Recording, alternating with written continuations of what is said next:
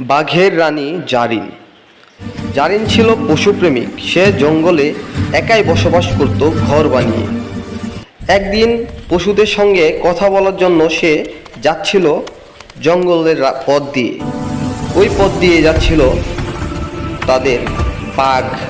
তখন ওই রাস্তায় বাঘের সঙ্গে দেখা হলো জারিনের। তারা কথা বলল এবং বাদরের সাথে কথা বলল। সে আরও পশুদের সঙ্গে কথা বলার জন্য অন্যদিকে যাচ্ছিল। ওই মুহূর্তে কিছু লোক জারিনকে ধরার জন্য উৎপেতে বসেছিল। তখন জারিনকে ধরে ফেলে তারা ধরে টেনে নিয়ে যেতে চাচ্ছিল, কিন্তু ঠিক তখনই তার বাঘ এসে অ্যাটাক করলো।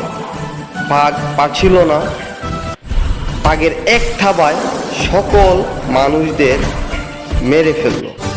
তখন বাঘ জারিনকে নিয়ে রওনা দিল তার বাড়ির উদ্দেশ্যে এবং বাড়িতে অন্যান্য বাঘদের ডেকে তারা পাহারা দিতে থাকলো জারিনের ঘর।